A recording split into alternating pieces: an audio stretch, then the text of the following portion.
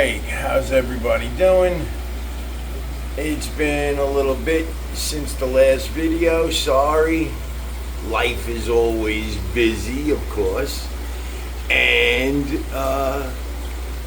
we had some dramatic things happen and some good things happen too. So here is, we'll talk about the fish room first. The fish room is doing pretty good, and I'm gonna back up a little bit.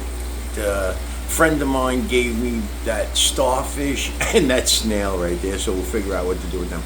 But what's gonna happen now is we'll go this way. Okay, so starting with the rack again, I ended up putting the two 20 gallons that I said we're gonna go up there. Those are up there now.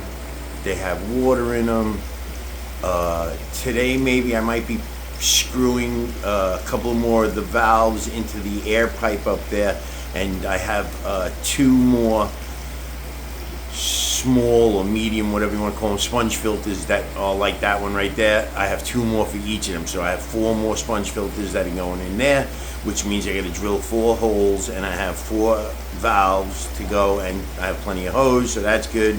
I don't know if that was up there before, but I ended up taking some old track lighting that I had that was absolutely disgusting and had like 40 years of just smoke and tar and all kinds of, it was horrible, grease, all kinds of stuff. But I sanded it all down, resprayed it black, did all new wiring on it, so it has a nice new beautiful white wire that goes down there to a timer now, and that it's actually hooked up to the timer of the rack.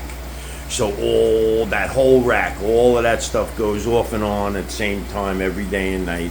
And I just turned off the little Corey guy tank, because I gotta say it's been pretty brutal here the last couple of days, and you can see that was 82 degrees right there, which actually went down from like 84. Now I think these whatever you call them, these heaters that I have on right now, they're not on, they just, they're not kicked on like where they're heating up. That's just the ambient temperature of the water. They're actually set for like 74 or something, so they're not going to go on at all. But I like to see what the temperature actually gets to, because I gotta say it was pretty killer the last couple of days out, 90s and stuff like that, and these guys were getting hammered pretty hard, even my guys outside, which will lead me to the next thing. But so far we're still doing pretty good. Now down here, this was the last of the Molly tank. Now another thing that happened, I don't know if I had mentioned this that day, is I made these rods, and I'll show you right here, which I use to hang my spawning mop things from. See that? Okay. So those things originally, and like those 4 in this tank right here, are metal. Well, the metal is, my water for some reason has a lot of I don't know, calcium or whatever you want to call it, but it oxidizes stuff pretty fast. And so what I did was I started replacing the metal ones with just PVC ones, because obviously that's way better. But you can just see how it's getting rusty and it's getting cheesy, so we're going to change all of those. I actually have, I went with, I think this was 3/4, I think that white PVC. I actually have 2 lengths of it, so it should be plenty. So that's those guys. So these guys are doing good. This is the 90 gallon. It's doing pretty good. This is the big fat adult, my original Corey guys in there with some guppies, which is going to also get changed around. I think what we're going to do is we're going to take all of the male guppies and put them all in this tank here. Okay, so now back to this tank.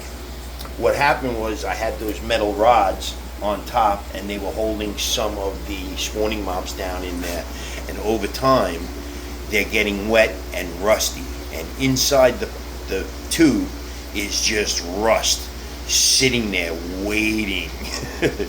And what happened was, as I was getting the last of them, now thank goodness I got the last of the mollies out just when it happened. But on the last molly, I hit it with my elbow, the tube, and it fell in the water. So I immediately went to pick it up.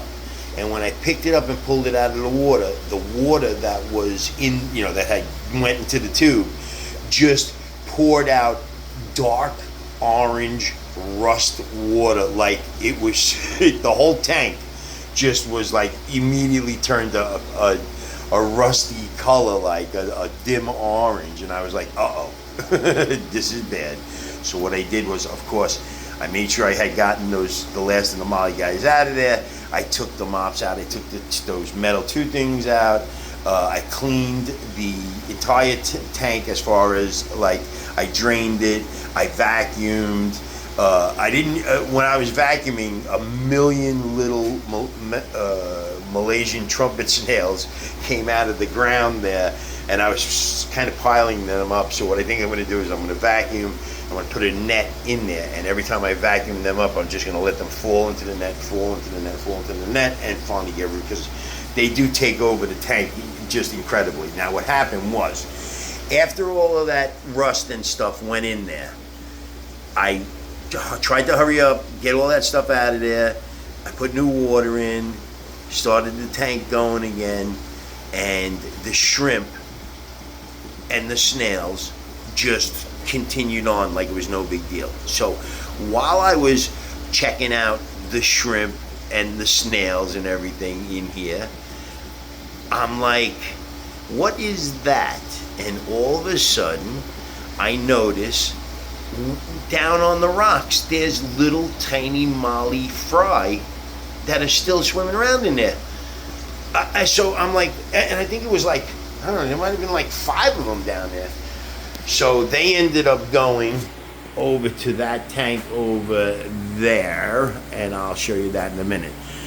Next we have, this would be now the, in the middle here is just a 55 or a 60, whatever. It's got a couple of my lingering goldfish who just stayed small, and 2 silver dollars.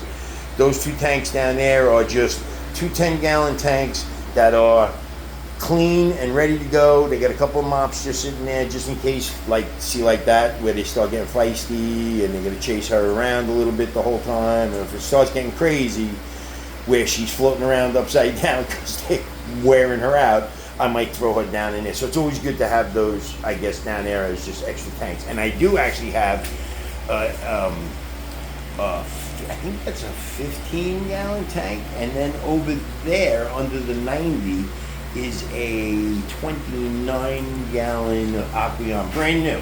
That thing's brand new. I didn't even take the cardboard off. Okay, so now over here. So this was the 135 that cracked and is now fixed, and it's got the wood and all these mollies from the other tank are in here now, and they're really doing, knock on wood. Of course, as soon as I say that, somebody's going to die, but right now, they all seem to be doing really, really good, and it seems like they're enjoying this this setup here. I didn't think they were gonna like there is quite a bit of current in there, but I think it's quite a bit of current on this side where the bubbles are and the output is. But then when you get to this side, you see they're kind of just hanging out. They're not really struggling or anything. And then when you get way over there by the input and down in there, that's where it's really calm, because I see sometimes a lot of these guys are like just hanging out down there. And that's also where that little Corey guy goes, and they love this little divot here in the sand. I don't know if you can see that guy just hanging out there, like he's just picking stuff, he's hanging out. But this little tiny divot, look at that guy. What's he doing? That little divot in the sand, I don't know, it just worked out really good. Like they seem to kind of like that little thing hang out, and even the Corey guy really digs that little spot. I guess also maybe the food kind of collects at that. So these guys have been doing really good, knock on wood, thank goodness that we haven't had any problems with this. Of course, I think I'm going to have to change the water soon, because it is looking a little tingy of the wood, but not bad, but it does look good. Okay, so That's all the molly, guys. Now, what happened in the tank that got all rusty was after I cleaned it all and it looked like it was doing pretty good. I guess what I'll tell you about what happened outside in my pond. Now, outside of my pond, it was we had a terrible time out there. It was totally my fault, though, because of course you got a million things on your mind and you're forgetting stuff, and you should always either tie a little string around your finger or something to remind you that you got shit going on. So what happened was it was pretty hot out. I wanted to just add a tiny little bit to top off the pond outside because it went down a little bit from the humidity, from the evaporation or whatever, and it was also hot, so I figured I add a little water. So I turned on the water a little bit, and I went about my business for a minute, and then, like a fool, I completely forgot about it. I went to bed. I got up in the morning, and I'm like, I hear, you can hear the pipe, like the water in your house, and you can hear something's on, water is on, and you can hear it. And I'm like, what is that sound? And of course the first thing I think of is, great, the pipe under the whatever broke, or something I have to fix now. I'm like, oh God. And then I remembered that it was the hose in the pond. So I go outside. The pond is it's crystal clear, of course, because it's been running all night, but it went from like 79 degrees or whatever it was during the hot day. Overnight, it went all the way down to almost like 60. So all the fish were devastated. Now, a lot of the goldfish guys took it like champs and just hung out at the bottom, and I guess they thought it was hibernation time or whatever. Pretty much, I altogether had 4 casualties, though. One of my gigantic, huge, fat goldfish guys, which I only had like 6 of them, but like one of them was really, really huge, and she just couldn't take it. She was floating around upside down. She was swimming all screwed up, and I was like, oh my God, what do I do? So it was kind of hard to I didn't want to bring up the temperature too fast to re-shock them again. So what I did was I shut everything off. I let a tiny little bit of the cold water out a little bit because it was overflowing. So I had to go down a little bit. And then I kind of just left it for a little bit. And I let them kind of hang out a little bit to try to see if they would just come back from it. So I ended up losing, to make a horrible horror story of a tragedy short, I lost 2 big, fat goldfish that were like softballs with fins. I swear, it was incredible. So I lost 2 of those guys. I lost a little tiny white one like that one right there, almost exactly like that white one, but with a butterfly tail. And so I lost that one. And then outside, I lost they're all outside, but outside I lost my big, huge, gigantic prize koi, the white one with the big orange spot on him. I took a picture of him. He was 21 inches long. Now, when I got him, he was like an inch long or something, when I got him I think I paid like $2 for him. But he was 21 inches long, and if I don't even know how to guess weight, but I took a picture of him. He's gigantic, okay? And this was just a koi. Like, I'm not a koi breeder or anything. And man, he got tremendous. And there's 3 more out there that are pretty big. But if I had to guess at his weight, I don't know, what's a big fish? 10 pounds, like, a bass, something like those big giant striped bass. Like, that's what he reminded me of. When I was a kid, I used to go fishing with another friend of mine and his father, and they used to go get striped bass, and that's what he reminded me of, just like a big, fat fish, man. But anyway, so I lost him, so that was a tragedy. Now, hopefully, I will learn my lesson and never do that ever again. And I just want to tell everybody out there once again, when you're doing stuff, especially when it comes to things that have living creatures that are depending on you, all other things take a back seat. So if somebody gets offended because you said, hey, you know what, I got shit to do, I'll see you later, then don't worry about it. You just take care of your shit, because you don't want your pets to die, man. That's the worst thing in the world, when your animals die. Okay, so those guys are doing real good. Now over here, the little tiny baby mollies that I had found in the rust water are now over here where the original little baby mollies and stuff were. Now I don't know. Well, you can see this guy at the top here, right? There's a couple of guys actually at the top there. And there's, I think, a little guy in the corner or something over here. But there's one guy, I don't know where he is. They're mostly black. You know, the mollies are really all black. But for some reason, one of these little guys, you see, like, there's a little, where is he? That guy right there. But there's one of them in here that is like white and black, like zebras, you know, like spotted, like very weird looking. And I hope he survives. Okay, so that's the little 20-gallon over here, which is, I mean, I just want to leave it at this point. It's doing pretty good. It's a shrimp spawning factory, though, I gotta say. I just keep pulling cups and cups of shrimp out of these two little tanks and populating all the other tanks. Okay, and now over here, now this was the one that we were just dumping the eggs in this little breeder box. I don't know if you remember, there was the little wriggler guys in there, and then after they got to be wrigglers, I kind of just dumped them in this little tank. So let me put the light on, maybe get a little bit better view here. Okay, so they really grew up, I guess, pretty fast. I mean, they're all over the place. I know, they really grow like just, wow. So these are all those little albino guys, the little eggs that were, well, I don't want to go that way, I'll go this way.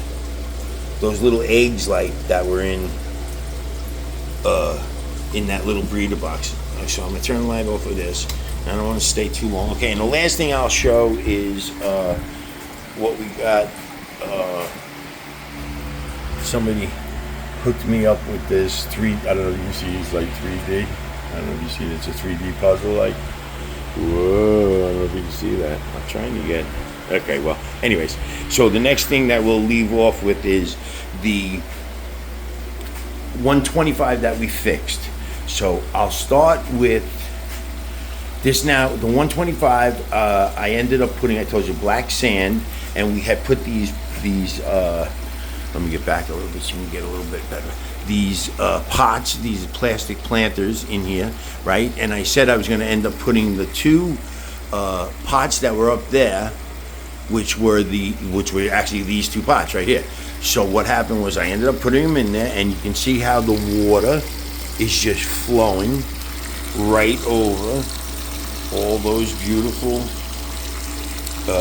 You know, when this thing focuses, it really does look pretty nice on my screen. I wish it would do that all the time for everybody, because it looks so nice. See, like, that looks so nice down there, right? It's like fresh and cool looking. But anyways, so the water is flowing down into these, and it's definitely doing good, because once again, you can see these little shoots are just, again, they're going crazy, right? They're absolutely going crazy. So, and look at, I mean, here's some more shoots here, but the craziest thing that I always find about this pothos stuff is, if you look, this hanging one fell, and it fell down, and it happened to fall into the water here. And I don't know if you can see, it's just growing look at this one, watch this.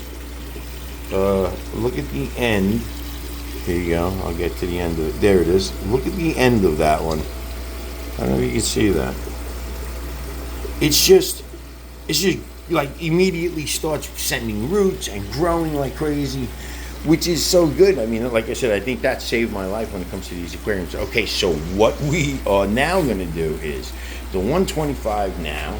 It has the black sand, but I started putting, I had some white sand, which I wanted to kind of do like that. And then I bought, a guy gave me a really great deal on those purple little, there's actually two kinds. Now, I have no idea about aquatic plants. I'm not very good with them.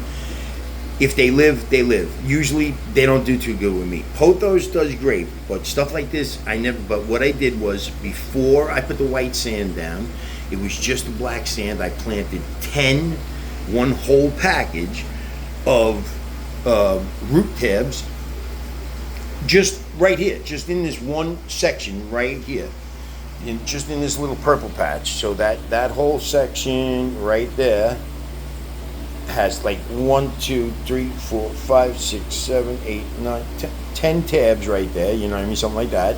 And then I put the plants down in. Now again, I don't know, to me, I don't know, man. I put that plant in there, it seems like as soon as I pulled my tweezer out, that plant wants to float away immediately. But this time, they seem to stay down a little bit, I think because of the sand, it's sand. I was used to using those marble, I think they're just called marble chips or whatever that you see in those tanks. There's a lot of those marble chips, and I like them. They do good. They keep the pH pretty decent. But so now there's these purple guys here. So what's going to end up happening is I'm not going to divulge the snails too. Look at these snails. How they seem to be doing really good. Like, right? Those are pretty big snails.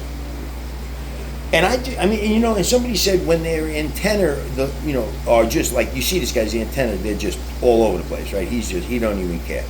When their antenna are out like that is a good sign that they're very healthy and they're also okay in the water there. I guess number one, they don't feel threatened by anything. But if you look down here at this guy, he's the same way. His antennas are out. He's cruising around. This guy too. Look at this guy in the sand here. Right? He's like, hey, things are all right. Look at the size of this guy.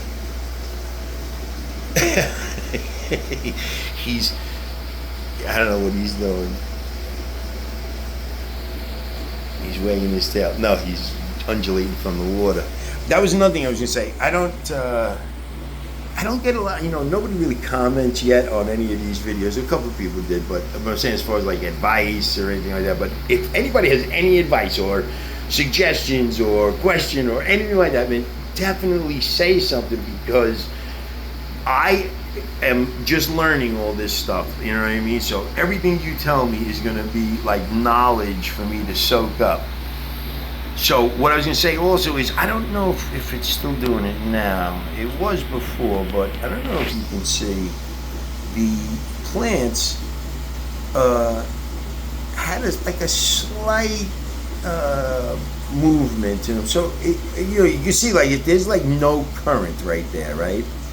But yet, when you go over here a little bit, around here, you're going to start to pick up some current, which I think I like that idea. So now what we have is, if we take a good backup of it, okay, that's what we got so far. So now what's going to happen is this is going to end up being nothing but those albino cories from down there, from up there, and from in here. Because if I can get all of them in that one tank, wow, that would be fantastic. Because then I would be so, I would feel a lot better that they're all in one tank. I don't know, having so many tanks is, I'm not sure how I got to have so many tanks, but having so many tanks is a little bit of a, you have to worry about each tank is a little separate from the other one. Even though mine, thank goodness, right now there's like a little bit of an equilibrium going on between the tanks and the plants and the room. Like the lights are doing what they're supposed to do. But if you look, everything is growing really good. And like I said, I'm not a fish guy and I'm not a plant guy. I don't have a green thumb or anything. You know what I mean? We'll see what happens in that tank with those. I hope those, what I'd really like is I'd like to see those purple plants not only grow, but I'd like to see them whatever they do. I don't know, propagate bud, shoot off. I'm not even sure. But I would love to see that whole area just start packing out with those purple things, you know what I mean? Because that would be so cool right there. And then I didn't want to, like I said, I don't want to divulge too much information, but since it's such a beautiful long tank, I just thought to myself, you know, why don't we, hold on, let me see if I can get it on this side without knocking stuff over. Smashing stuff. Okay, so this is, can I back up? No, can I go in? Okay, yeah, that's it. Okay, so here's like the entire tank, you know? And so what I was gonna do is, I would love to get a giant sunken ship right there in that empty spot right there. Now, here's where, again, any comments, any suggestions, or whatever, tips or advice would be awesome. So here's what I'm gonna do. Now, it's gonna be a test, obviously, and I'm not just gonna throw, I don't think, already there's shrimp and snails in there, so that's already living things in there as it is. But I don't know if I'm gonna actually throw a ton of my fish in there yet.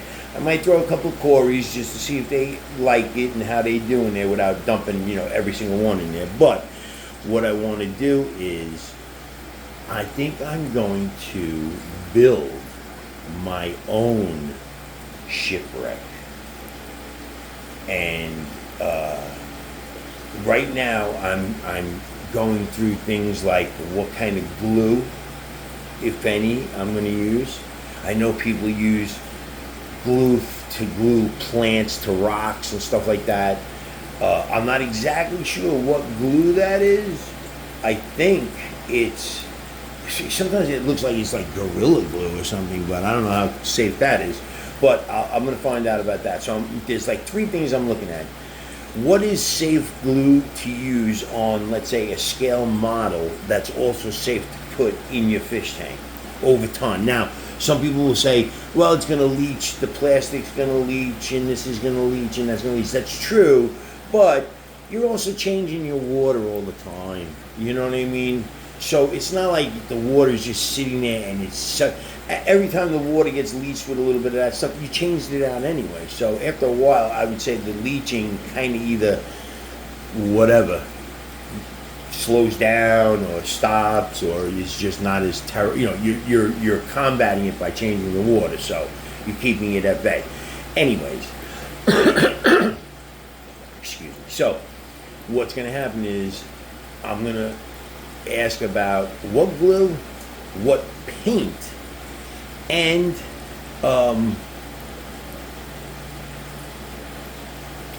well, what I really would love to do is I'd love to maybe add, I'm not going to say this part yet because I have to see if it's even what, but anyways, for now, what is a good paint to use? What is a good glue to use that people would use for aquatic stuff? So anybody who has a suggestion, please throw it in the comments.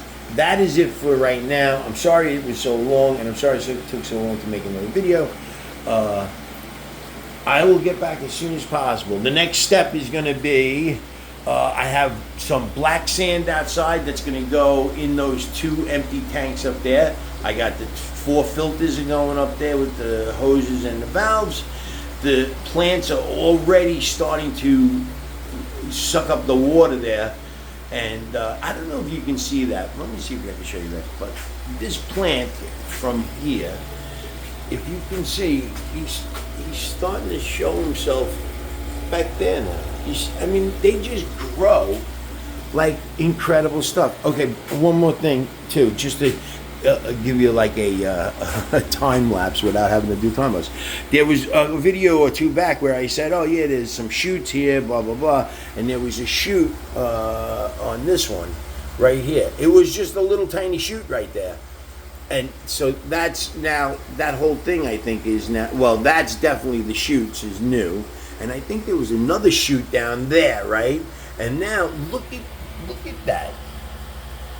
I mean, it's like, is it growing all whacked out? And look at, here's another one.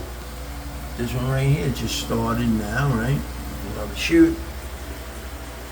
This thing was also a shoot, and it just, look at the size of these leaves, right? Well, I think that was the root we talked about. Remember, we said, oh yeah, that root is going to try to get to the water. It's down in the water now, so it's growing. But yeah, everything seems to do really, really good with fish poop in the water. You know, it's like a natural fertilizer, of course. And it does. This one was the one I draped when we first threw the tank together. I just draped this thing around real fast, and I think I'm gonna actually let it do that, and maybe try to get it to go like a cross, you know, like a cross. You know what I'm saying? Like a zipper up that two thing there. Because eventually, I'm guessing that eventually the stick is gonna, this is just gonna disintegrate. Okay, 30-minute video. Goodbye. I'll see you guys later.